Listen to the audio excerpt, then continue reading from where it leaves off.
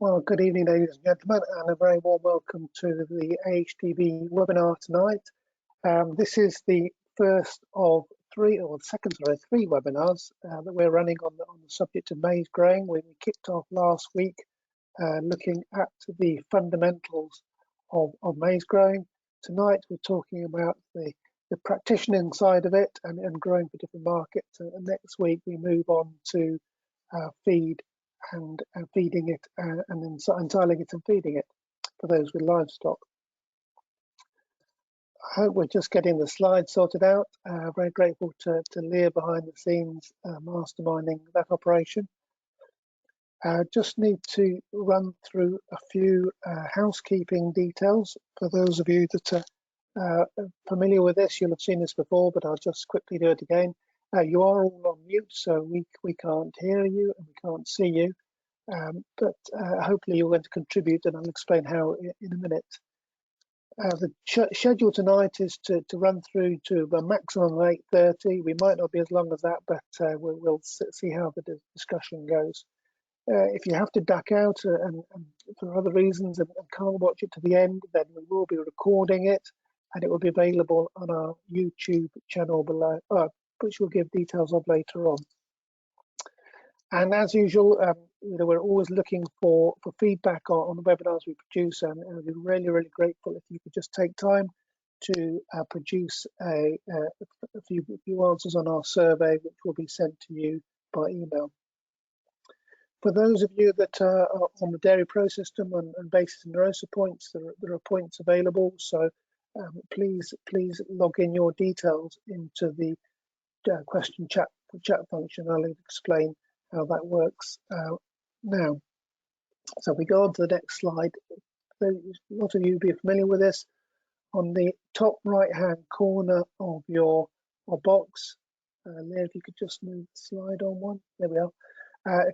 There's the orange arrow in the top right hand side there of that box, and you'll see then a drop down menu and questions will appear. So that will enable you to type in questions which we'll be able to see and we can address to the speakers as we go through. So we'll just have perhaps a little practice of that now, just to make sure we've all found our way. It'd be really interesting to find out who and where you're listening in from. So perhaps you could just type into the function whether you're broadly the south of the country, say like Oxford, Gloucester, in the middle of the country, up to Manchester, say, and let's anybody north of Manchester, we'll call that north. So just type in the question box there, and I'll feedback where people are listening from to make sure that we're getting those responses through.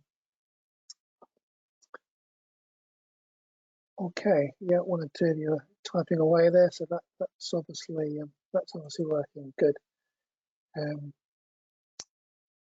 it looks like a bit of quite a nice mix actually. Those more south in the country and up and down the country. That's really nice to have particularly maize, I guess, because we've got the climate issues between the different sort of bands of the country. Okay, now just a couple of issues, not issues, but topics I'd like to raise from our perspective at AHDB before we move on to the topic and speakers. I hope you'll have already come across notice of the vote coming up this spring about shaping the future of AHDB.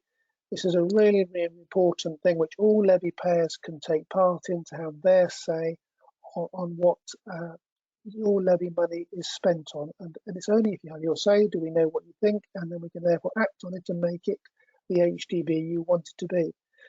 It's not as has been the case in the previous sectors, it's not a vote on whether levy is collected or not, it is how you want to shape the future of your organisation. So most places in HDB you can't avoid an opportunity to log in, because the key thing with this is that you need to register your vote for each of the sectors you're involved with. So it's really important that you hit the registration tab there that you'll see on the screen, and that will allow you it just takes a couple of minutes and basic details of who you are, what business, what enterprises you've got, and then that will trigger trigger the ability later on in April when the actual vote would take place. Of course, there are other ways in which you can help as well to shape the future. One is to register yourself, but also responsibility to you, to your neighbours and other people you know in the industry to share that message that they need to register. So your neighbours, if you're in discretion groups, if you're part of grain store cooperatives or whatever, spread the word that registration is important, and it's your opportunity to have a say. So we'd really welcome your support in doing that. The other topic I just wanted to raise was this service at AHDB are party to. DEFRA are funding quite a bit of money into the industry, which we are partaking along with other companies, basically helping businesses come to terms with the loss of BPS over the next few years. And essentially this service, which is available to cereals, beef, sheep and dairy farmers, is a free consultancy basis of what's not to like. About having a look at your business, an overview of your business to see where there are areas where change might be possible to enable, as I say, the loss of BPS, which is going to be massive for many businesses, to be softened, shall I say? Okay, so that's enough from me. I'm not sure actually now I think about it whether I did introduce myself, but this is truly a cross-sector presentation from AHDB, because maize is something which touches all our sectors now. In the arable sector, it's an important crop for some in association with livestock producers, or indeed growing for AD producers, as we'll talk about tonight. And of course, it's a vital feed component in the dairy and beef sectors as well. But we've got three speakers tonight, and I'll introduce Robin and Pete later on. But our first speaker, who we'll kick off with, really needs no introduction on the subject of maize, because maize and John Morgan usually go in the same sentence. A long-standing practitioner and expert on the subject, and delighted he's contributed tonight, as he did last week, and indeed he'll just sort of review a bit what we did last week to provide that link into tonight's discussion. So John, without further ado, I think if we can work out the technology, we're going to hand over control to you, so you don't have to intersperse your presentation with next slide, please, and look forward to your update on growing maize for different markets. Yep, that's showing, John, so all good.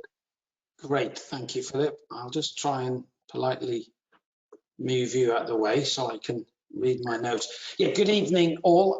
Thanks ever so much for asking me to be involved. As I say, this is the second webinar we've done. Last week we focused very much on the fundamentals of maize growing. I'm going to kind of review or quickly recap some of the points discussed last week. But there is obviously the recording of last week's session to go into things in a bit more detail. What I wanted to really start off by reminding folk is that, you know, maize is quite simply a great crop. Now, I'm a bit of a fanatic about the stuff, but it has a lot going for it that sometimes is lost in some of the negativity associated with maize. You know, animals love it. They perform really well on it. It's been proven to be one of, if not the best crop as a biogas feedstock with a very high gas yield. It's consistent in quality, lots of starch in it, relatively low cost. Obviously, that's very yield dependent. Like any crop, the costs are diluted by good yields. It's pretty easy to grow, which is quite handy when you've got a lot of other things on your plate. You had a big wide harvest window in the autumn. So, you know, those are the kind of farmer-friendly elements of it. I mean, it's also, though, a very good environmental crop. Its pattern of nutrient uptake, so as it grows through the summer, that it takes nutrient up really well, and in time for when the organic matter, either in manure or digestate that's been applied, or the soil organic matter that's being released, maize takes that nutrient up in a very timely manner as that nutrient is being broken down. So it's a very low inorganic or bagged fertilizer requirement. And we're learning all the time about how little that is. We're looking at the moment very much into the nitrogen requirement for maize. and it appears, particularly on the more fertile fields, that the nitrogen requirements that we've been encouraging people to put on possibly can be challenged, and that is good news, both in terms of cost at the moment, but also in terms of nutrient loss. So the other big factor really with maize is it's very low chemical. Yes, it needs some weed control, but that's relatively low.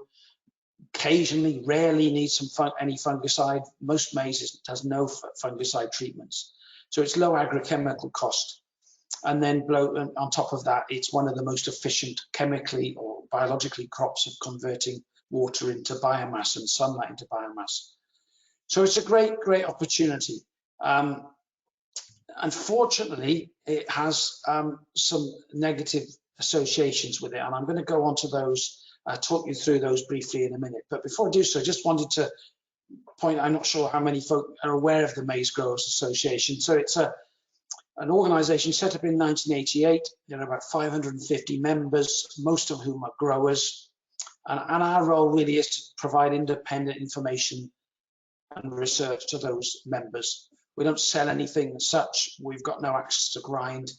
And whilst I may be a great fan of maize, we're not in the business of lobbying people to grow maize. If you've chosen to grow it, we'll give you the information, hopefully, that allows you to grow it as successfully as possible. So I said, I think maize is great, but there are some challenges associated. So let's just quickly briefly remind us of what those are. Well, there are two really. The first one is all about soil compaction. And as a result of that soil compaction runoff over the winter months, autumn and winter months, that runoff can cause flooding and can cause soil erosion if in the right or the wrong soil types. But I would argue very strongly that that's not a maize issue. That issue is all associated with driving heavy machinery on weak, wet soils. And I'll explain how we might reduce the risk of driving that machinery on those weak, wet soils in a minute or two. The second challenge associated with maize really is what I've called nutrient overload. You know, maize is a fantastic crop to use organic manures, slurries, digestates, farmyard manure. It is probably the best at doing so because of the points I made earlier. It's a relatively late drilled crop, which provides an opportunity pre-drilling or pre-cultivation to get manure on. So it's an opportunity that shouldn't be abused. And one of the risks is that we over apply manure and we end up with a surplus nutrient load. So those are the two challenges. So let's address the first one. The first one about that compacted soil. So what we've got here is the annual rainfall. Just happens to be the south of the country, but it could the pattern is relatively similar. Okay, with some higher levels in different parts of the country. But what I really want you to recognise here is that throughout the summer, really until September, the rainfall levels are pretty low. It's only really from September onwards that rainfall really increases, particularly from October onwards. And therefore, I think it's reasonable to say on average, and we can only farm for on average, the soil is going to be pretty dry come early September, mid-September, and the soil is therefore likely to be able to take the machinery pretty effectively. Unfortunately, if maize harvest gets into October or November, then we end up with all manner of problems because we do end up with soil, compacted soil. I always ask the maize field, well, you haven't got to spot the maize field, you can actually spot every single trailer load that came out of that maize field. Unfortunately, the runoff from that doesn't tend to stay in the field, it ends up on roads or in rivers. And that soil sediment takes with it nutrients, phosphorus particularly, and that as well as blocking up gravels for the kind of river life to live in. I happen to be a fisherman as well, and this clearly is not good news for my kind of pastime. So weak, wet soils is the issue. We want to try and avoid driving on those weak, wet soils with heavy kit. We can do it, and I'll talk a bit about how we can avoid that in a minute. Second challenge I just wanted to remind you really of that was that nutrient overload. So there's a fair old dose of organic manure gone on that. That looks like a slurry stroke digester application. It is a great opportunity. I've said it, we shouldn't abuse it. Too much nutrient will not only grow, it will grow us a great crop of maize, but unfortunately, a lot of that nutrient will disappear, be leached from the field and end up where it shouldn't. So we need to be thinking about and following nutrient management plans. Just one slide on nutrient management planning. It's really important in maize. You know the score here really. We're trying to balance the nutrient, the plant nutrient requirements with what we apply. Every nutrient management plan should start with some soil analysis. You're obliged now with the farming rules for water to test your soils at least once every 5 years. Bearing in mind how much money we spend based on those soil analysis, personally, I would be testing soils every other year, and I'd be looking at and averaging that data to learn as much about my field chemistry as I can.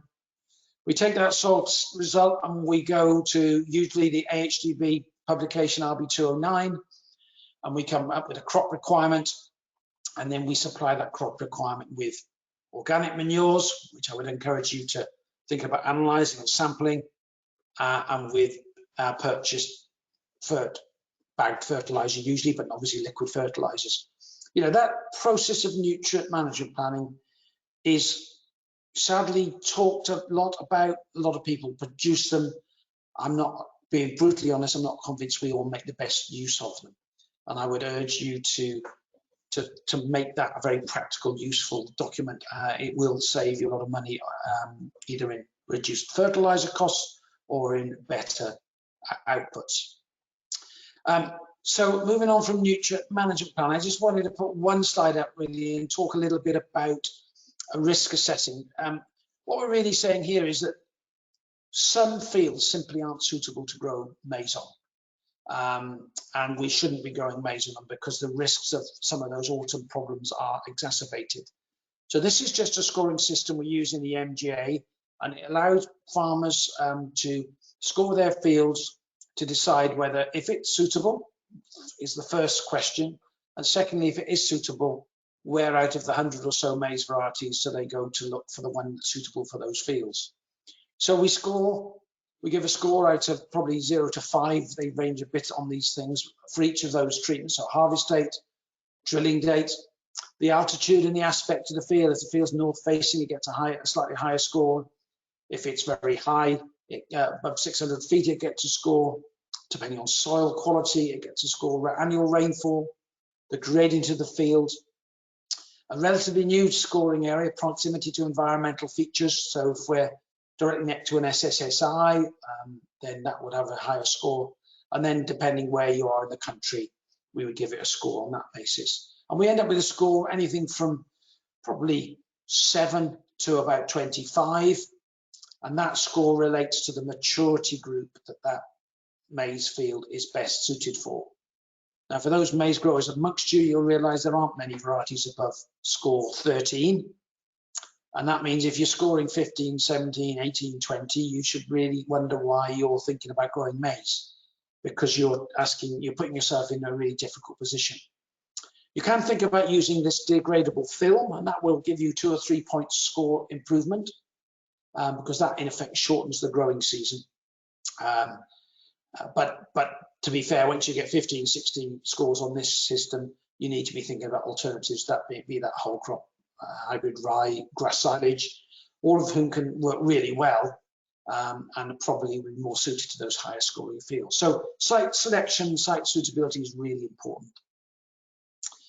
Next thing I wanted just to recap briefly on was drilling. You know, establishing maize is 60–70%. Well, sorry, establishing maize well is 60–70% of the job.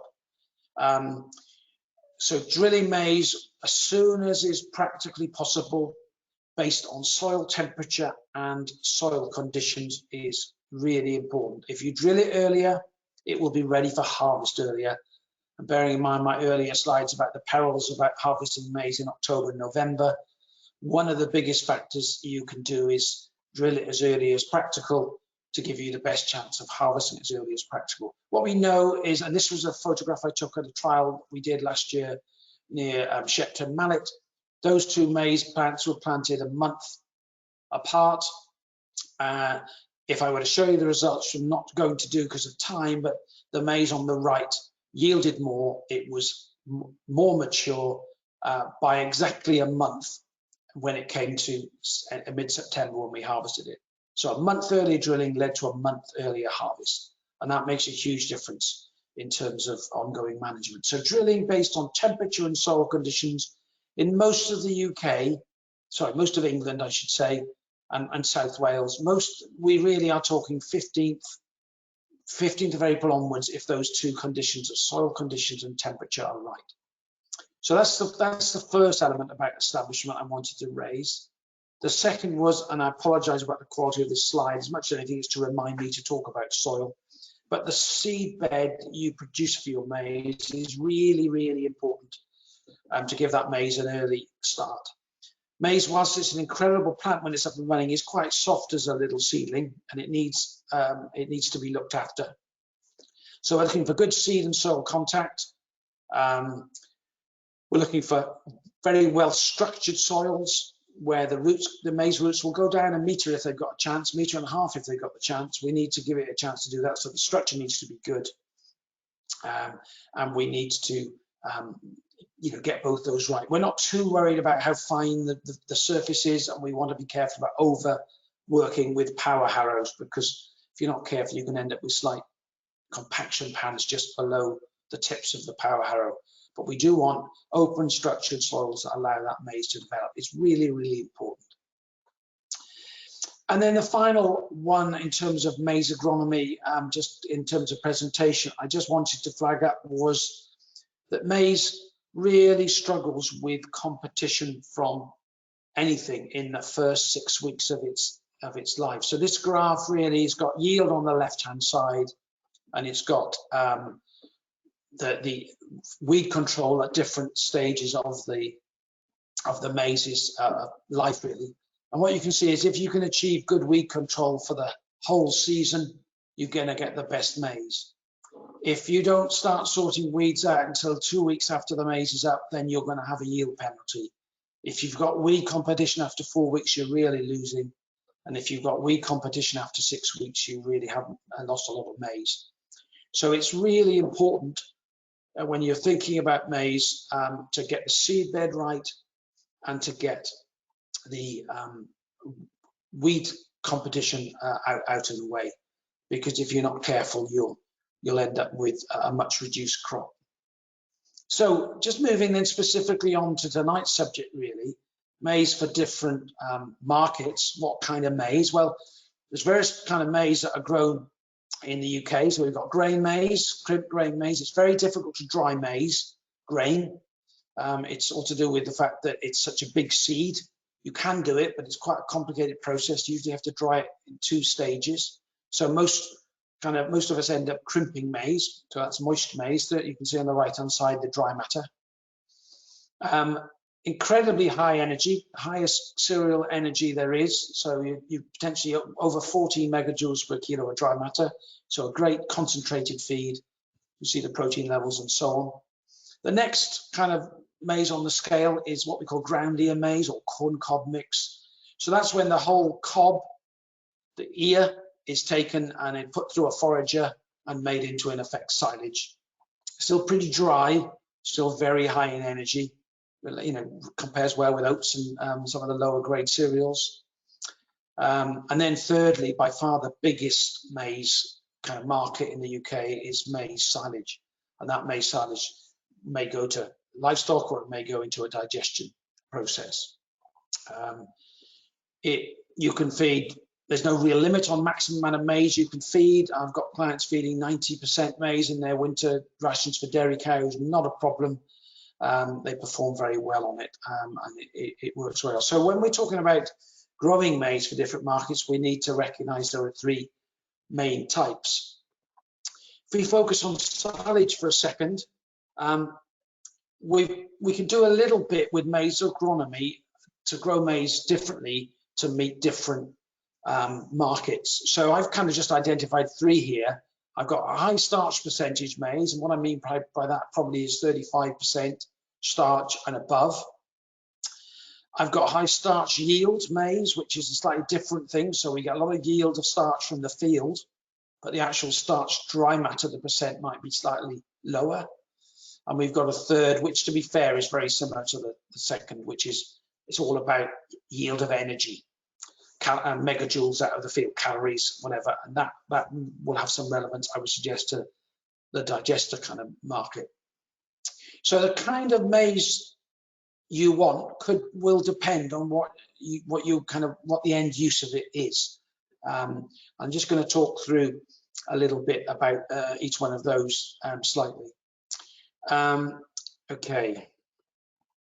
So if we talk about the high starch maize, the high starch percentage I should have written on that slide, we tend to think about this for those who are feeding a relatively low proportion of maize in their ration. So perhaps 35, 40% maize in the ration. They're choosing to grow it to get some homegrown starch, which we know is good for milk proteins and growth rate in beef cattle. So we've got a relatively low proportion in our winter ration of forage maize. So we're looking then for high starch percentages. And the best thing we can do for that really is to lower the seed rate from the standard 42,000 seeds per acre or 100,000 a hectare. So if we're saying that's a standard, and I appreciate some will argue that should be higher or lower as a standard, but as a key principle, if we knock 5% off that seed rate, we'll end up pushing starch up by 2 to 3%. So there is scope to boost starch levels in maize, starch percentages, by reducing seed rate. What we also know that generally, if we lower the seed rate, we'll speed up the maize maturity. In other words, we'll be ready for harvest a little bit earlier than we might otherwise be. And in marginal areas, some of those difficult high-scoring fields I talked about earlier, that might be really relevant. We also should stick with the 75 centimetre wide rows if we're looking for high starch percentage. If we move on to talk about high yield, so how do we get the most maize out of a field, then we will increase the seed rate. Our standard is 42,000 again, but if we were to go up to 50,000 seeds, so it's 120 odd thousand a hectare, we can get 4 or 5% maize yield increase. We also, if we're focusing solely on yield, we're pretty confident that narrowing the row widths will improve that, and 50 centimetre rows do tend to increase crop yield. The logic for that really is that, if you were to give a gardener a handful of maize seeds and ask him to produce the most maize off his allotment, he most certainly wouldn't plant them in 75 centimetre rows 4 or 5 inches apart within the row. Just as an aside, the reason why we grow maize in 75 centimetre rows is that's the width of a horse. And originally, when maize was grown, horses were used to hoe it, and we're still growing maize on the width of a horse's backside. But it does have some. It has become the norm. Okay, a couple of slides left. You'd be pleased to know. The other factor that might impact on how you manage, how you grow your maize, is enterprise size. And some of the bigger growers of maize now are coming to realise that the harvest of their crop is taking 3 weeks, a month, sometimes even longer than that, 6 weeks. And with that in mind, they must certainly need to think about the variety choices they have to ensure or give them the best chance of achieving that optimum dry matter throughout the harvest. Not so we tend to think of our maize crop as one crop, and we think we're going to harvest it in 1 or 2 days. In some cases we do, but when you start talking about big enterprises, people need to think about progressive maturity. And then finally, on that score, we need to think very carefully about field specifics. We will have higher risk fields, we'll have higher fields, we'll have fields with not quite so good soil as others. We need to think about variety choices to, again, try and optimize the harvest dry matter. Because there are some optimums. We're looking in livestock for 32 to 34% dry matter maize. That impacts palatability, digestibility, and intakes.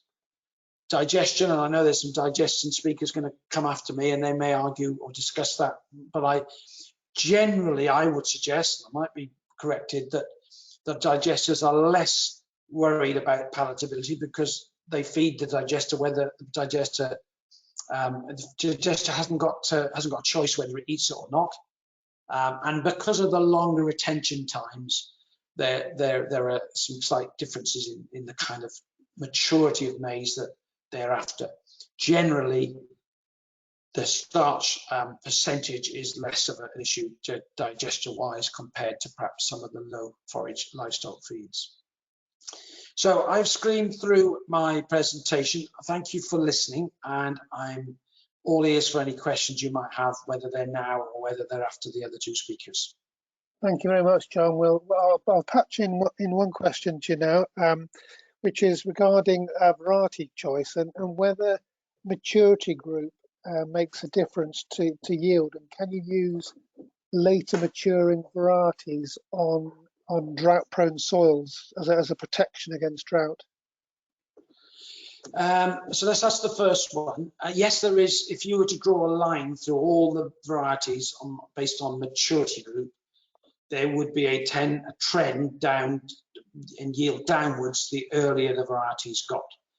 That's just the very nature that they're growing for less time, so it's realistic to think they yield less.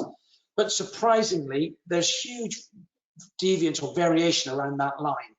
And if you're careful, you can choose some really high yielding varieties at relatively high maturity. So it's not nearly as much as people imagine if you can get the agronomy, the seed bed, and so on right. But yes, there's a trend that way. In terms of drought, I've not kind of come across that as a specific case. Maize is, a tropical crop. It's used to some pretty dry spells. Again, that early drilling will get the roots deep if the soil will allow, and I rarely see drought-stressed maize where it's gone in early into well-structured soils. But I'm happy to be told about what some of the circumstances if that is the case. Okay, thank you, John. Well, we'll come back to you. Again in a minute. If I could hail Robin and Pete from the darks of the background. Hopefully they're still there. Delighted to have two farmers from around the country with us this evening. First of all, I'd like to introduce Robin Aird. Robin's farm manager at Charlton Park Estate in North Wiltshire, and as he'll I'll let him explain himself, but had quite a change to his cropping pattern over the last 12 months. And what we'll do, Robin, if you'd just like to spend sort of 5 or 10 minutes talking through your story and what you're up to, and then we can pose some questions to you, or we'll come back to questions again into general discussion after Pete. So without further ado, I'll hand over to you, Robin. Yeah, so I'm based in North Wiltshire, farm manager and estate manager at Charlton Park Estate. I'm just doing through things. It's a 1,500 hectare estate. We were 1,200 hectares of arable. I've been working on getting an AD plant for about 5 years with planning and regulation change and Brexit. It just kept on going into the distance. And anyway, about this time last year, we actually finally signed a contract to build an AD plant here. And when I read the panel on here, it said we've got experienced maize growers. And I thought, well, yeah, I've been growing maize for 20 years. I grew a crop 20 years ago, and I had to learn again this year how to grow maize again. So that's my second crop. But it was a knowledge thing. I had to go out and learn and look. And yeah, so we are growing maize in an arable rotation for AD. It's been challenging to learn. Do you want me to go into more detail now, Philip, or do you want to do a bit with Pete, or how do you want to do it? A bit more. You're muted. I should have learned that by now, shouldn't I? Now keep going, Robin, just to keep the continuity going about the detail of what you've been up to. Okay, so yeah, literally a year ago, I had no idea how to grow maize, which was quite great because you could just go in with a fresh idea. Went trawling through the internet, spoke to a lot of people, and you sort of just got a snippet of information out of everything. I think the one thing that scared me was in cereals, you have, I don't know, the RL list looks fairly long, but actually when you get into maize varieties, there are hundreds of them. and they've all got these either FAOs or maturities or all these other sort of groups and how it all works together, and it works completely the opposite of cereals, whereas with cereals we work in moisture percent and in maize we work in dry matter. There's getting the head around that, but in essence we decided to go and try drilling maize with min-till. We're putting cover crops in beforehand, purely because I think going forwards we can tick an SF sustainable farming incentive box there. We min-till it, we drill with a tempo on 500 mil centres, because of when we move forwards we're going to have a lot of digestate coming back on, and one of the issues we've heard from people is that when you've got so much readily available nitrogen, you're going to get a lot of weed issues, and by having a canopy that shuts faster will hopefully protect against that. Agronomy wise, it was sort of trying to work out how much nutrients it was. So we'd had stuff going in behind stubble turnips, we had stuff that had chicken manure, we import quite a lot of cow manure and pig manure, so we did some N-mins to look at what we had there to then tailor our nitrogen supply. What errors did I do? We've been on liquid fertilizers for a few years, so I thought, well, we scorch the wheat a little bit, let's stick some liquid fertilizer on and see what that does to a crop of maize. So we went on in various, thought we need to go on with some rain, and it was one of those days where it started off a bit miserly, then it got really heavy, then it started drying out, and I scorched the maize from not at all to browner than earth. But what it taught me quite quickly is how fast maize grows. So we scorched 2 leaves clean off one of the fields, and the recovery was unreal. And within 2 weeks, you couldn't see we'd done it, and all the crops actually carried on growing at the same rate. There was no yield difference because of everything went over a weighbridge. I think the other thing I learned quite heavily is everyone was going on about these high 40, 50, 60 ton yields that maize does. I spoke to the local people who ran it over weighbridge, and they were sort of more around the 32, so that's what we were targeting at.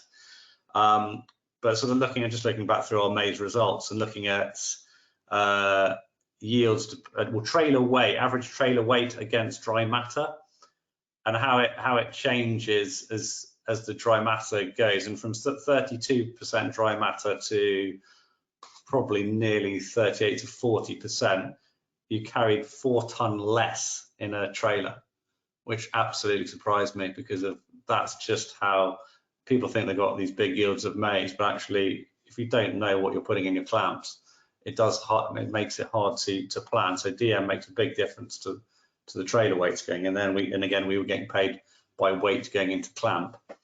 And as John said, so we have a contract, and our parameters are 27 to 37. We don't really want to be cutting at 27 DM.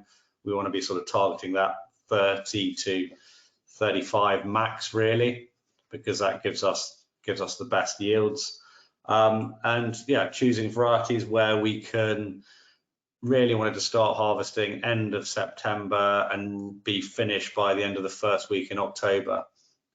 We started as planned, and if you can remember, we had quite a bit of a wet week, so we didn't get back into the field for 10 days, and in that 10 days the later maturing classes had actually overtaken the dry matter of where we started, which was again another interesting point for me to grow on, to think, well, how do I now choose my varieties going forwards, because even though it was 10 days, it was a 4% dry matter change. So it's been quite interesting looking at it, and just with completely fresh eyes. I mean, I expect all of you on this watching this goes, well, that's common sense, but for me, I've never grown it.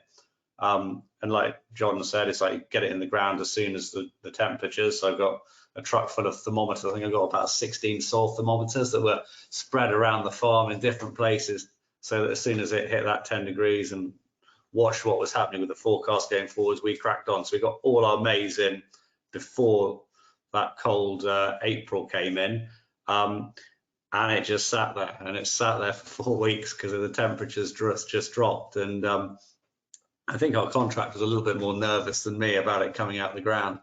but then when it did come out of the ground, it flew. And so yeah, as John says, the sooner you get it in the ground, off you go. And at the time there was no moisture, so we put it in quite deep, and then all the weather changed, and it was probably quite a good season to learn how to grow maize in, because it was challenging at the very beginning.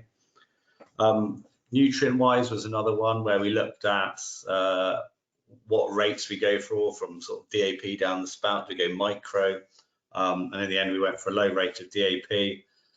All our indices are quite high anyway from years. When I say high, they're all over 2s, so we didn't use a huge amount of compound, and in the arable rotation I've not put any compound fertilizer on this farm in the 20 years I've been here. Just purely use sewage cake and strategic positioning of manures. And then yeah, as John said, a good strong pre-em to keep it clean and keep it clean through the year. And yeah, varieties, I wanted this early harvest, so I went for varieties that sort of had an FAO 170s to start with, and my highest one I did was an FAO of 190. So what's that? A maturity group 9 and a maturity group 8. This year we're going to try probably a maturity chart group 7, so maybe 210 FAO. Will I live to regret that? I don't know. I'm scared to go into the big, what I call AD yielding maize varieties, because they are sort of up the 220s, 230s, and then I think we're getting too late for our soils here to be able to get wheat in behind. So the key thing is I want to get wheat back in the ground and do that without damaging the soil structure. So it's got its challenges. It's probably slightly unorthodox the way I grow maize. I'd be interested on people's opinions. Thanks, Robin. Really interesting. So just one question here: the infinite wisdom of recent years maize growing. What will you do differently this time around? So what will I do differently? So differently, I'm growing a later variety. So I look at last year, and the feedback I get from everyone was it was a fairly typical harvest year. But the fact that we grew, our varieties went in early and sat for a month really without even coming out the ground, I would have thought if they'd come out the ground and grown, we would have probably been cutting mid-September, maybe early to mid-September, and I think we'd have seen a yield loss there. So it's going on some slightly lighter land anyway. So I'm going to try a bit more punchy maturity class to see if I can get more yield without, I just don't want to be cutting maize 10th of October, which is probably when most people think about starting to cut maize. Yeah. Okay, thanks, Robin. We'll give you a rest there. We'll come back to some other questions in a minute, but perhaps moving on to Pete, somebody who's got to cut maize in all months in the autumn, I suspect, to get through everything. But delighted, Pete, for you to join us tonight. Pete farms with his brother in Northampton. He's got a beef suckler enterprise, but also a contractor in quite a big way. So quite a diverse range of experience in growing maize. So again, Pete, if you'd just like to sort of talk us through what you're up to there, and I think from that, the questions and the discussion will flow. Yeah, you're on mute, Pete, as well. You're in good company, so don't worry. There you are. Can you hear me now? Are we good? All good. Yeah, hi everyone. Yeah, yeah. So me, as Phil said, myself and my brother run a contracting operation along with we farm about 400 hectares, just over 400 hectares ourselves, predominantly grass. And in our rotation, we have probably 100 acres of cereals that we use as a reseeding facility for our grass. We don't tend to focus too much on cereals. We have about 80 to 100 hectares of maize for a small scale AD plant of 125 kilowatts and 300 suckler cows. We harvest about we would harvest about up to 2,000 acres of maize a season. And sort of, yeah, as Phil says, we would start harvesting probably around mid-September and would go through to the end of October would be a good finish for us. I think we finished this time in about the 20-something of October, and we had a good run of it, to be quite honest. From our own maize growing point of view, we focus predominantly on the AD, but we do use it for our finishing cattle and for our cows. We carve in end of October, November. When we finish chopping maize, we carve the cows. We use it as a tool for energy, really, in the cows to balance our grass silage. We try and do predominantly everything from grass silage, but we do put between 6 and 8 kilos a head a day for the cows, just to keep the energy levels up for bulling in January, really. And milk production, obviously, we're focused on, we have a lot of cows and calves inside the building, so we want the cows to milk. We would predominantly try and grow maize on easy working land. Not all soils suit maize, as John was saying earlier. I agree with pretty much everything that John said about that. Is you really have to pick your fields to put your maize in. We've got, as contractors, go to some pretty awful fields, to be quite honest, harvesting maize, and they should never have maize on them, from low-lying trees running down to heavy soil and light soils and high hedges. Maize loves sunlight and light soils, and you can't really go too far wrong if you stick with that. The other thing as well, I wholeheartedly agree, and as a farmer and a contractor, you see the yield loss through weed is just horrendous. That is so key to good crops of maize, is getting on top of the weed factor. At every level, from start through to finish, people think it's a great tool for controlling black rust, and I think it is, because the chemicals work very well for it. But the focus is not. It's not a miracle crop. It has to be managed and farmed the same as all the other crops are. And I think if you do and you get the yields, then the good way outweighs the bad. And the same as the harvest. And my personal view is, I think if the field will grow a good crop of maize, the soil erosion and everything else, although I agree with John, I think a lot of that is down to the soil structure of the field anyway, and the condition of the field, the organic matter and everything. If it's a good soil structure and good organic matter, usually it would free drain, whether it's harvested poorly anyway. I mean, don't get me wrong, I do think that the heavy machinery adds to the problems, but obviously there's plenty of fields in our area that would be drilled in winter cereals, dry, and would sit very wet and have that sheen across them, and you can see every wheeling, whether it's and that was cut in August. So I think soil structure is key for that. Going back to the use of maize for ourselves, we would chop length. We would try and strike a balance for chopping it very fine for the AD and enough fibre in it for the cattle. So we would try and chop around 8 to 10 millimeters, and we tend to be able to use that in the AD and in the cattle. If we're just doing it for the AD, we would be chopping at 4 to 6 mil, but I feel that there's not enough structure in the plant to feed the cattle. Also, from a clamping perspective, if you are trying to clamp maize at 29-32% and you chop it at 4 mil, you find every bit of moisture in there, and you struggle to get a decent compaction in the clamp, because it just moves like sort of pea soup underneath your wheels. You need to be in the sort of early 30s, 34-35% to chop it that length, I think. I know other people will probably contradict that, but yeah, for us, those things are quite key to making it work for us. If you want a simple life to run an AD plant, there's no doubt that maize is the crop to grow. You can see why it's such a widely grown crop, and other crops can't compete with it. We get about between 200 and 220 cubic meters of gas a day, a ton of maize. And at the moment, we're feeding 5 ton of maize in our AD plant, and the rest is FYM and slurry. So we're getting 30% of our gas production from slurry at this time of year. Do you want to carry? No, Pete, you send a few pictures in as well, so I don't know whether they tell a story. Well, only a couple of the maize really. Leo flashed them up. No, they are. So just touching on what Robin said earlier. we would drill 125 kilos of DAP. We were on the micro fertilizer, but we found the inconsistency and the dirtiness of the fertilizer was causing a lot of problems with the drill. So we sort of stuck to DAP fertilizer, and we tried to encourage all of our customers to do the same. But when we placed our maize drill last year, we were looking at all the maize drills, and they're all pretty similar, and I feel they're all doing the same, similar sort of job.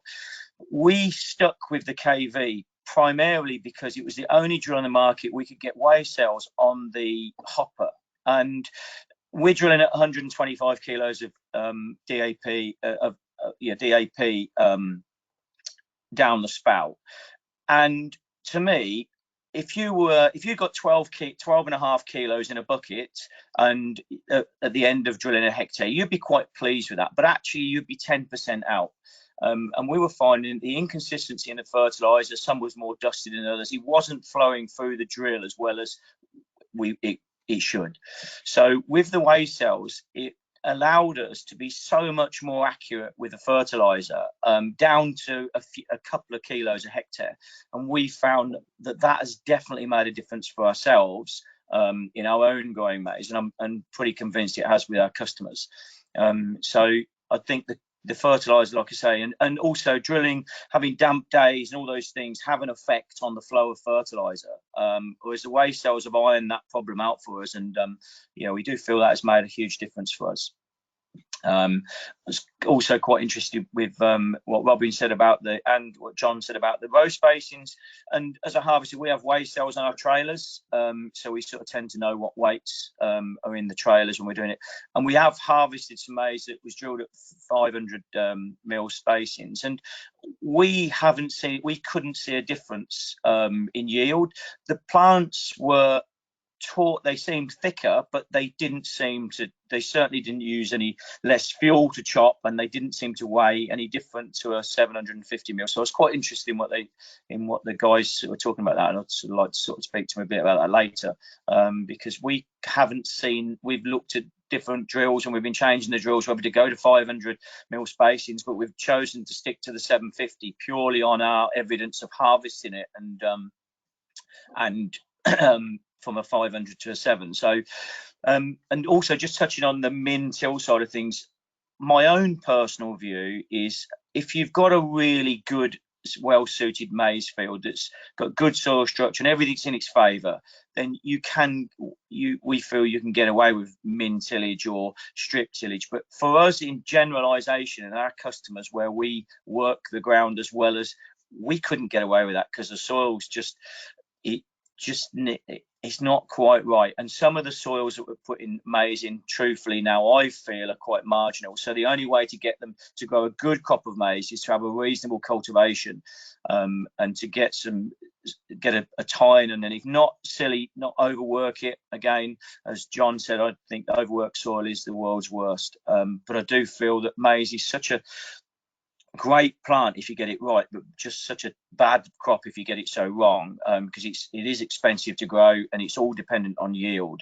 And for us as farmers and contractors, I feel that there's not enough attention possibly put into the seed beds anymore. It's almost that minimalistic, which I know everybody's saying about don't move the soil and so on and so forth, but ultimately if you're spending that money on a crop, you need a crop, and at least by putting a tine in the ground, you are more guaranteed to get a crop. So yeah, and there's some of the experiences that we've sort of had from a contractor and from a user's point of view. Okay, thanks Pete, that's really good. Perhaps I can draw Robin back in now, and John as well, because we'll sort of break into a general discussion, which see how you guys get on, but I'll butt in as necessary, and perhaps I can kick it off. Not surprisingly, with nitrogen fertilizers being the price it is, there's one or two questions here on nitrogen. First question is, so how many kilograms of nitrogen do you apply to maize destined for AD plants, and can you cut it back compared to maize use for forage? John, do you want to kick off on that from a I'll try to answer? Well, it'll be a kind of nutrient management stroke maize answer. The answer is we think maize needs about 180 kilos of nitrogen per hectare from various places. We suspect that the supply from the soil, as I said earlier, is higher than perhaps we've historically thought, which is soil organic matter related, and soil organic. So that organic matter has been broken down during the summer.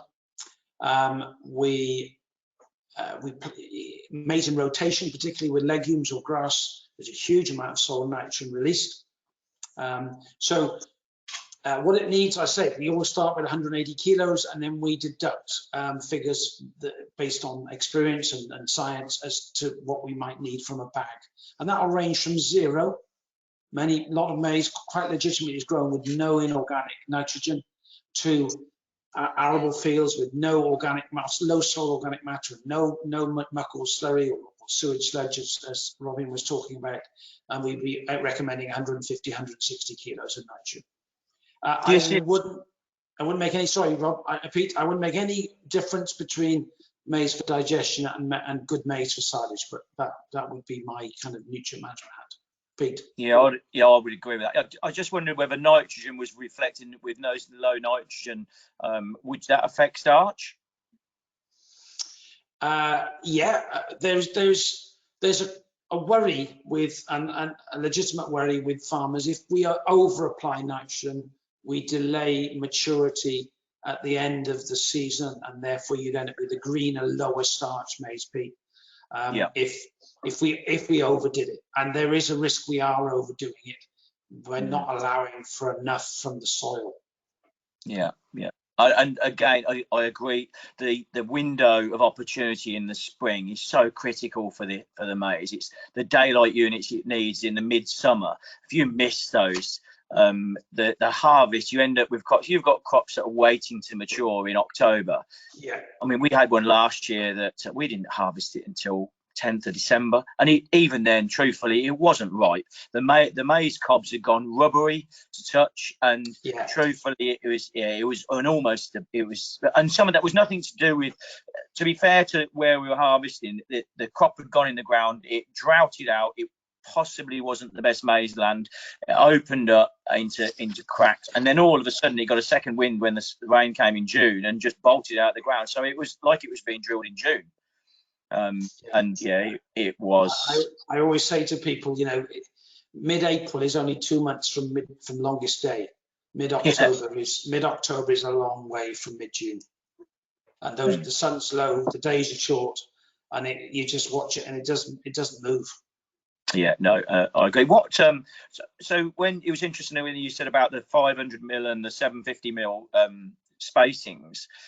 We were quite interested in that, but we couldn't see the benefits of growing at 500 mil to sort of. The only thing I had noticed was the maturity dates. If it was on not most ideal located fields, and I don't mean poor soil or anything, I just mean maybe not facing the south as it perhaps could be, the closer the spacings, the maturity dates were later. Yeah, no, that's true. We've noticed that as well. As you bring the row widths down, it slows down the maturity. And the argument for that, I think, is the sun doesn't get down into the crop. Yeah. So it tends to grow to the crop rather than fill out. So we notice a slight reduction in dry matter percentage to harvest, but we would typically also notice more maize. So that's the one that was interesting. You were saying you haven't seen more yield. Just more maize or more, but more maize. Higher dry matter yields, but lower dry matter percentage. So the reasoning behind mine. So I said with 500 is going forwards with the available nitrogen and the canopy closing earlier from a weed point of view. I think also we tramline our maize for going through it later in the year, and our sprayers on fixed axles, and so a 500 mil works well with that because you can tramline, and we're looking at applying digestate into the growing crop as well potentially. So there's 3 reasons why we've gone down the 500. I mean, the contractor, he's got 75 centimeter, 275 centimeter machines, and this 500. So Sorry, just touching on the tram lining. The last 3 years we wouldn't follow the rows. We would just go on a slight angle to them, and truthfully, we have found that we're not picking out rows then. Whereas some of the farms that spray their own maize are taking whole rows out. And you do see a massive difference in that when you're filling a trailer on a tram line that they've put in. Whereas if you're just going on a slight angle and you're just putting your tram lines in, you're only knocking out sporadic plants, and the gap does get filled. It doesn't create a loss or very little loss in yield. And I think possibly, I don't know if the Maize Growers promotes that, but I think there's not enough emphasis on that. You know, it's almost like a light bulb moment when you're sort of talking to some of the farmers and they actually see it for themselves. But you can hardly pick out the tram lines in the fields when you've done that. Yeah, it's a good point. I think we do tend to see a lot of spraying 90 degrees to the rows for that same reason, probably, Pete, but it's interesting to hear. I've not heard, you know, someone who's doing it with that kind of positive response. Yeah, no, I was sort of, well, like I said, we've done it, and we look after 2 or 3 plants that we do that for, and I'm sort of shocked at the difference. And I do 90% of the harvesting, so sitting in the forest, you can see it, and you hardly see the dip in the yield at all. It's it's quite interesting, really. Should be promoted. In the cereal, we know when the yield maps on cereals, when we're doing combining, you see it with the cereals, and as you say, and when you go out there and you've actually got a metre tram line because you're taking 1 row out. It's a big area, and if you get that slightly wrong, you're taking 1.5 metres out. So you go out and preempt on GPS, and you think that you know where the row is, and if it's slightly out, and it is interesting because it's the one thing I'm thinking, am I doing it right? Maybe if it's just purely for putting a preem and a post-em on, then I think we could get away with not tram lining it and going at a slight angle, like you say. I think we were putting digestate into a standing crop at sort of 8 inches, and we need the tram lines because that will just destroy them. And so we would be about sort of 39-40 tonne a hectare, sometimes more, but that would be our rolling average, really. And some of that may be because we're growing rye on our own yields, but I do feel that in our area, I don't think we're harvesting such big crops of maize as what we used to, and I think some of that is down to farmers possibly managing their nutrition differently compared to what we used to. And we did actually sort of apply digestate through, we've got a tanker with a nutrient analyzer on it, and we decided we would split one of the fields and put slurry digestate down the tram lines on half the field and not the other half, and just to try it. We did that, and we did a bit of damage. I won't lie to you, just doing what we're doing, but we saw no yield benefits at all. And I don't know whether that's because we've got our nutrition right in the spring, in the DAP, the MOP, and the nitram, or I don't really know, but we couldn't see a benefit in yield compared to sort of damage to crop. Pete, you first, and then Robin, what's your sort of average total nitrogen that's going on to a crop of maize for you? Yeah, we would max out. I mean, we would be sort of, where would we be at? We would, if we're putting FYM on, we'd be 125. We put 125 kilos of DAP on as well, just we feel that helps root structure. But yeah, we would be maxing out. We would be 350 kilos of, product of N, and 275 or 275 of urea. We would be, pushing it. But I think that's the reason we have to do that, truthfully, because on our own crops at home, we're using rye as an overwintering crop, and it's scavenging the nitrogen. And I think we would, we've got to do that for that reason. Tend to put a bit of digestate on the rye in the spring, and we're aiming for around probably 20-25 tonne a hectare in fresh weight from the rye. We're not pushing the rye yields massive, and truthfully for the AD, I don't want it to get leggy and stemmy, because once it starts to lignify, we get very little gas production out of it anyway. At the moment, we're getting about 160 to 180 cubic gas per tonne at about 30% dry matter. So, but most of the rye is leaf. There's not a lot of stem in it, and it just works really well for us, having the crop, the soil's covered all winter. It's such a vigorous growing crop. And it works for us. I'm not saying it would work for everybody, but it certainly works for us. I couldn't think of anything worse than looking at a maize stubble field anymore. Everything's green and it's got a crop on it, and I've kind of got used to that now.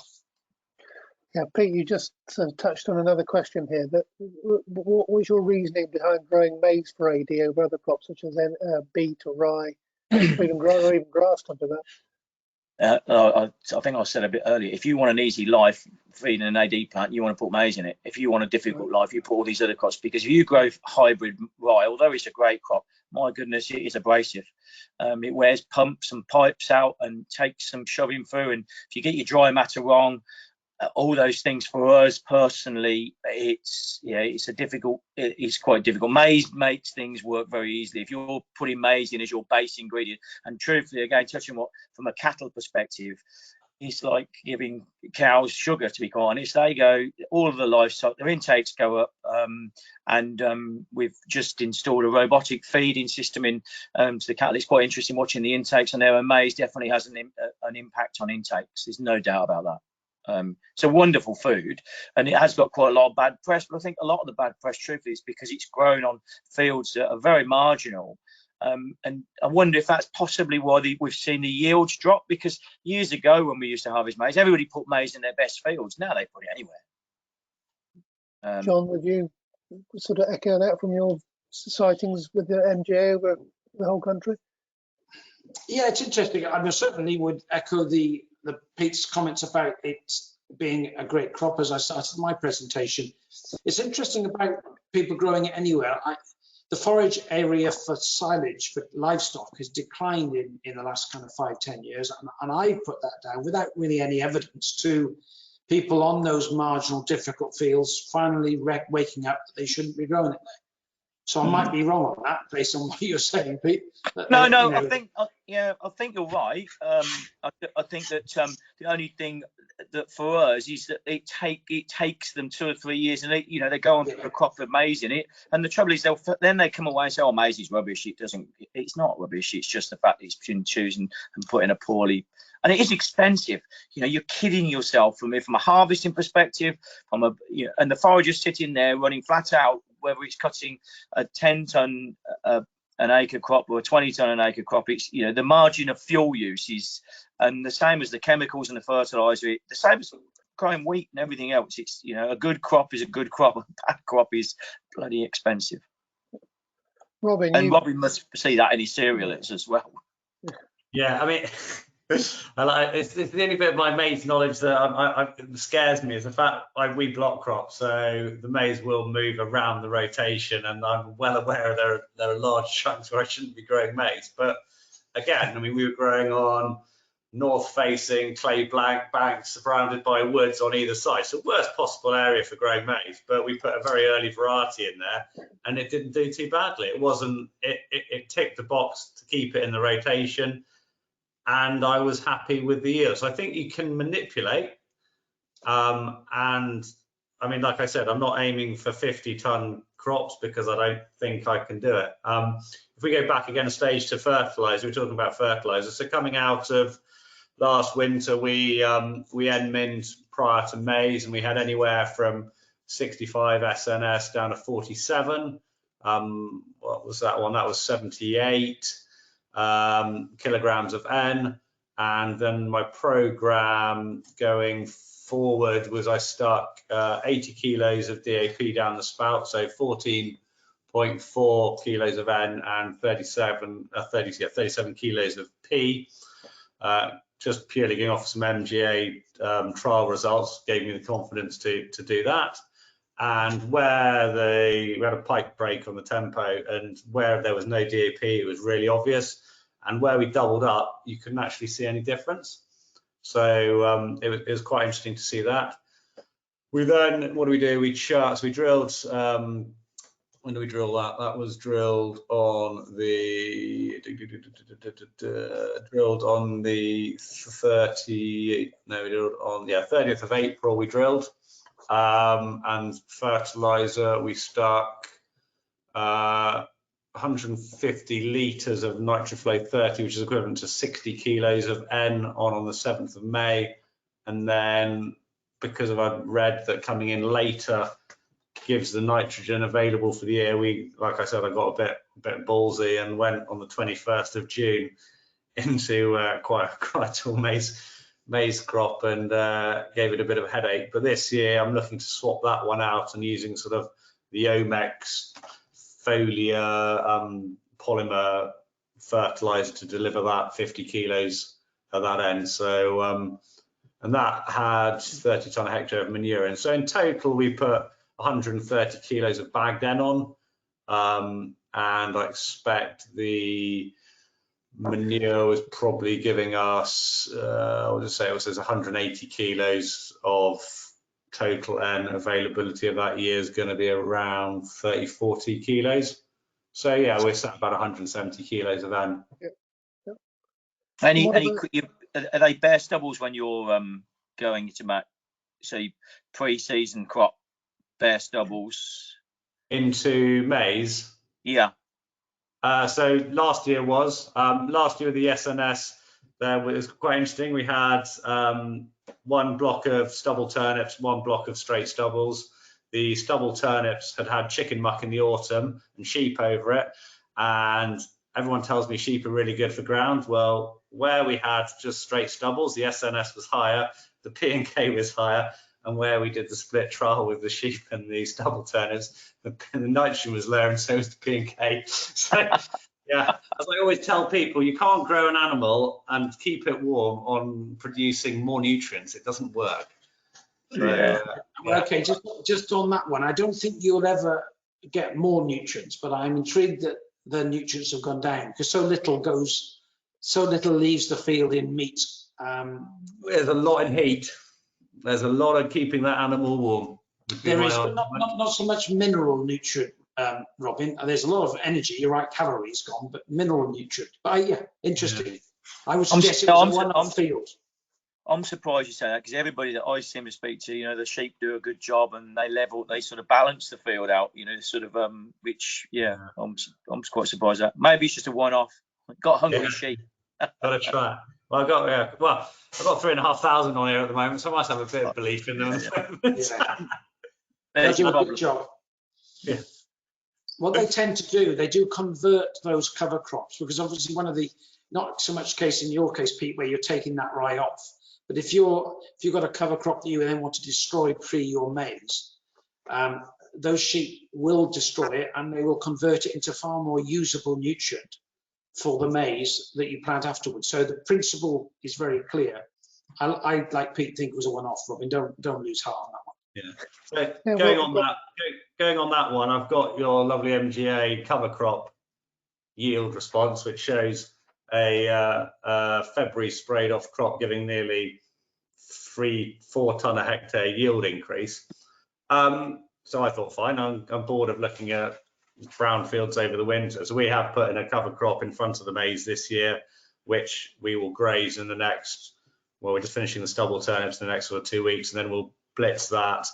And then we min-till our maize. So as Pete said, he's nervous of min-till. We run a leg, we run the discs at sort of 4 inches to create a nice, probably 4 or 5 inches to create a nice tilth for the maize, and then a leg underneath that as well, so a proper sort of tillage train, a Horse Torano or a Gregoire Basson Discodon, and then we go straight into that with the tempo, and that actually went really well last year. Whether it will do the same this year, it was quite an easy spring last year. But it's just sort of, like you say, loosening, creating that nice friable soil, not trying to lose too much moisture, and see how it works. Yeah, I agree with that. And we ran a strip till for a few years with the plant pot scenario, but our view was that it's a big plant. The maize is a big plant, and when it's looking, it gets to the bottom of that plant pot,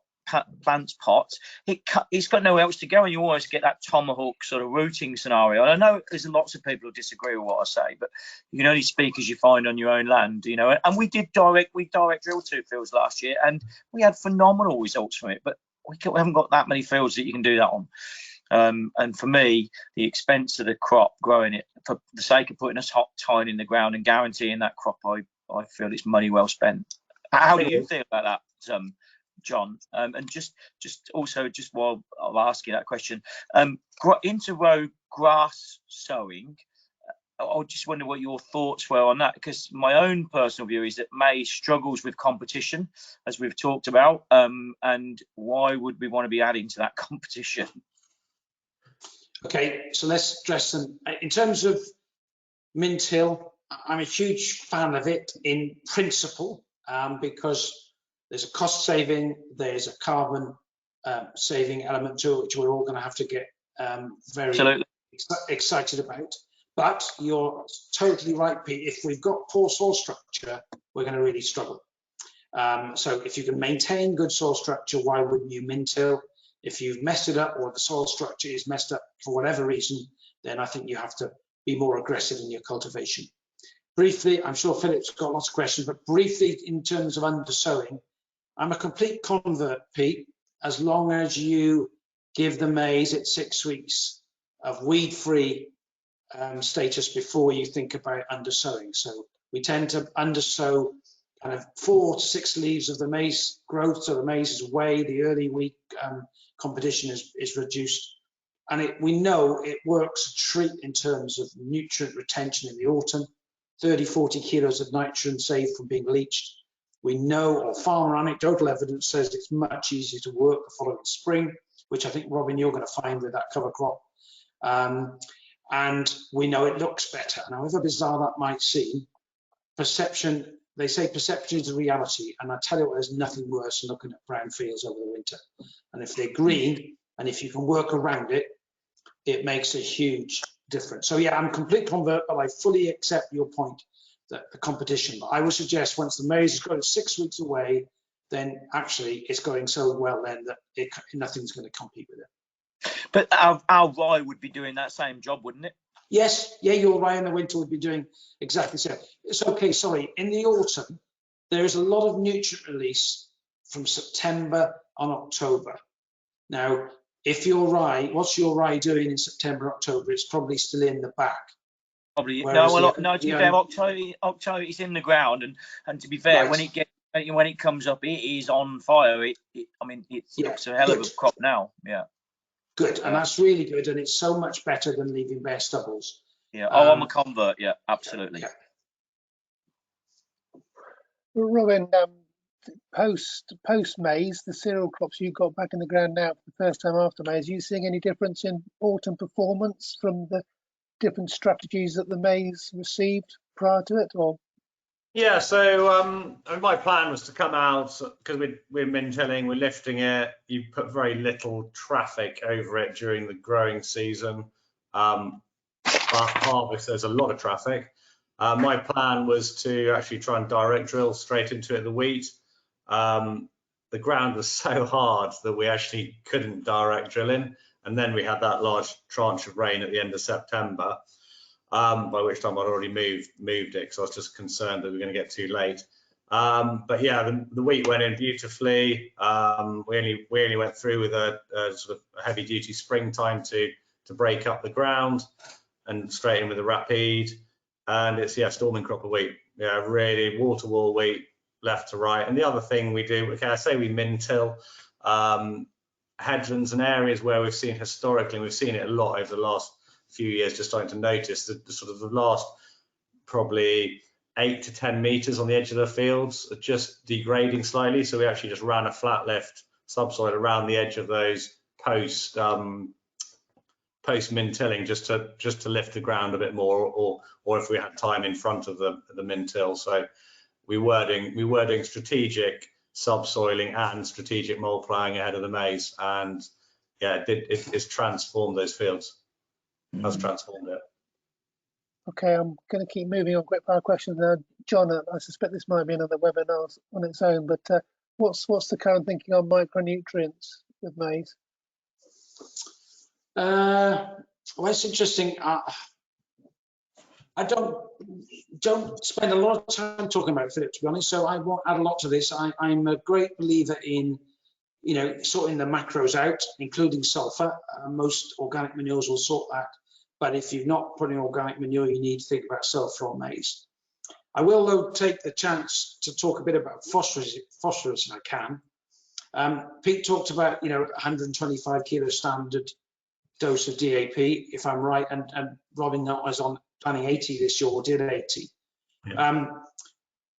MG, a lot of MJ work now over the years, and we've actually had a meeting this morning. We decided not to do any more starter fertilizer trials because we're so confident that if you've got indexes 3s and 4s or above, that phosphorus might help or might appear to help early on, but doesn't deliver a yield benefit at the end of the day.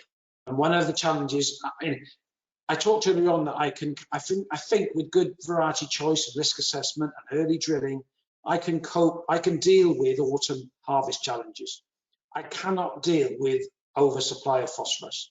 It's a kind of real worry that we are applying more than we're taking off, and year after year, and we've got some really big indices growing. So I'm really keen that people, maize needs phosphorus to get those roots going and give it a good start. Pete mentioned that earlier, but we've got to be careful we don't apply significantly more. And in many cases, we're applying twice as much as the crops need. And that's going to come back to bite us at some point, particularly with the farm rules for water, which is now asking us to justify very carefully how much nutrient we put on. So I hate the idea of blanket applications. I like the idea of applications based on what that field needs. And that might be, Pete, in some fields, 125 kilos. Yeah. Our indices aren't great as far as that goes. So we sort of we're building fertility. So and our customers really, that's not down to me. That's down to their nutrient requirement. So, but we would, as a rule of thumb, we would never put less than 75 on, and we've never put more than 150 on. But we have been in cases where we put 150 on quite regularly on. But I don't know what their soil, and it's not for me to, I can advise, but I can't, they tell me what to do and to do it. So as a service, so it's quite difficult as a contractor. It's a little bit like the whole spreading with we've got a nutrient sensor on the tanker, as I said, and we can target NP or K with it, or blanket or however, but and it's a wonderful tool, but it's great until it's being a contractor, it's quite difficult to make that work for everybody. And John, you say that DAP or any peer drilling doesn't affect the final yield, but does it affect the final harvest date? So there's a bit of evidence, Robin, that it kind of speeds up the process maturity. So a week, possibly a week and a half. There is that kind of benefit that's seen. But we've just got to be so careful about these phosphorus indices. No word of a lie. I've seen fields with 7s in the last 10 days, and that actually makes that field unfarmable. Yeah, 7. It actually makes it unfarmable. We don't have that problem on the down here around the Cotswolds. I suspect you won't there. Yeah, but we don't. One of the reasons it was 7 was poultry and sewage sludge. Okay, so beware. It's a great source of organic matter and phosphate, but just keep an eye on those indices, which I'm sure you both are. Sorry. Thanks, John. Robin, quick question for you. Are you worried you sold your soul to the devil with maize? You've identified you've got good and bad fields, but what happens when you have a really bad year? Well, I'm like Pete, so it's an easy life. So I mean, I love it. It's weird. I was really stressed that it was going to change our workload completely, but I actually think it creates more time in the rotation. It is an attention to detail crop. You can manipulate it in so many ways, from varietal choice to planting location to date of planting. I think it's probably a crop you can overcomplicate if you go into too much detail. But I love the look of the wheat coming out the back, and to me it's this with what we're doing, the circular economy of we grow maize, we feed it to a plant, and we get the digestate back. So our nutrient cycle, which is historically has always gone downhill because we've always sold stuff and we've had to bring stuff in. My only concern is, yes, we've got 25% of our feedstock being maize, 25% being rye, and 50% being food waste, because that's what we have to do under the new renewable directive. I'm going to have quite a lot of nutrients coming onto this place. Yeah, you are, yeah. that worries Yeah. me a little bit going forwards. It's Yeah, a nice well, at problem least to have. it's a nice problem to have. You're right, Pete, but at least you know about it, Robin. You've got to be aware. You've got to be aware. The worry is, I work with some digesters out west, and we're in real challenges because we've got high phosphate digestate and no one wants it. So yeah, you've got to be very careful. And I think where we haven't really done any, I mean, I've always kept my indices where I think they need to be. So they're sort of twos, early threes. And the grasslands had nothing on it over the years. So there's a lot of potential to push these areas and utilize it if it's going to give us a good return, financial return. So yeah, there's nothing scares me, and you can do quite a lot with the products coming out of a digester. I think the variety you touched on earlier as well, for us, is certain farmers have had certain varieties that have suited their farm for years, and they've tried different varieties, but from a harvest perspective, that variety that stands out on their farm and obviously suits them, they tend to keep going back to it because it's worked really well. So if you do find one that suits, then stick with it, because they do certainly suit for some varieties suit farms.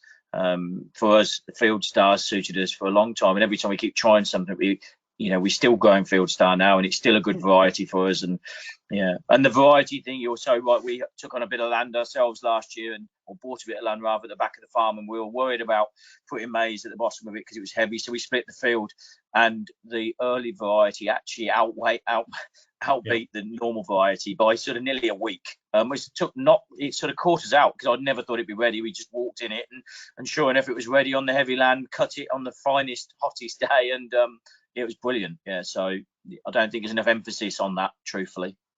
Yeah, and it to me, it's making the contractor's life a nightmare, because I mean, you can't see my map on the wall. Well, you can see that one I saw. There's another one over there. And like growing, we're gonna, it's like, well, our soils are so variable, which is that map there. So we're on a variable soil from clay to brash to gravel to silty clay loams, and actually it is a matter of going, I'm going to grow a FAO 170 here, and the next field over's got a clay seam through it, and this one's really light, so we'll go to a 230. And if from an arable point of view, we literally go one variety, boom, combine there, finish at the end. Whereas with the maize, it's very much drill that field, then we'll drill that field, then we'll drill that field, then we'll drill that field, and when we come to forage it, we might be doing that one first, then that one, then that one, and that one. And I can't believe how much it changes and how quickly it changes. Yeah, that really sort of opened my eyes up, because we cut anywhere from probably 20. We did one field which was 29. In my contract, I can go from 27 to 37% DM, and we were on one that was 28 just because it was constant. So that was a 190, and we tried to cut that at the same time as we were cutting a field of lovely, and I grew it as the constants because it was a really light gravel field and a block of really heavy ground. But the earlier varieties were, I mean, it was the later varieties, the constant was the first drilled variety. So it's in the ground longer, but it needs longer to harvest as well. And it's just, it's amazing. It's a completely new thing to learn about. Yeah. It's good. It's good having another crop in the rotation as well, isn't it?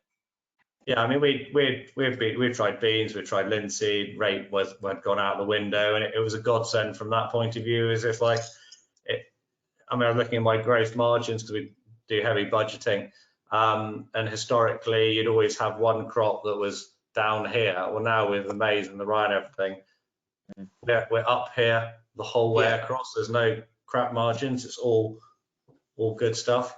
And we're not. I mean, then we did 40 tonne a hectare, and it produced a similar margin to a crop of wheat, and that's perfect in my eyes. That's all that matters. Yeah. Interesting. We think it's going to cost us last word, Pete. Sorry. Keep going. Last word, Pete. Sorry. Yeah, just interesting. We think that the fertiliser costs and everything else is going to cost us another £6 a tonne to grow maize on our farm this time, which is a bit. Even so, it still makes it a very good, cost-effective crop growing well. Jens, I sort of hesitate to cut in really because it's just been a fascinating hour and a half. I don't know where the time's gone, and you've made my life very easy because I've hardly had to say anything. But we need to draw it to a close. Can I just thank you on behalf of all the listeners very much for your contributions tonight. It's been great. It's been an absolute masterclass, and some real practical advice and the science behind it from John as well. So great team, and really appreciate it. Leah's kindly just put up that slide there, which is just the links to different resources for your information. Please do use them. They're there for your benefit. And as I said at the beginning, we have recorded the webinar, and as is the one already on YouTube from last week, and then draw your attention to 7 o'clock next week, where we touched on a little bit today, but we'll go into more detail on the harvesting, siling, and feeding of maize. So that just remains me, as I say, to say thank you very much to our speakers, to all our listeners. Thank you for joining us. As I said at the beginning, don't forget to register your vote to keep having your say on the future of AHDB. But for now, thank you very much, and enjoy the rest of your evening. And I look forward to hopefully joining us next week. Thank you all very much indeed. No problem. Thank you.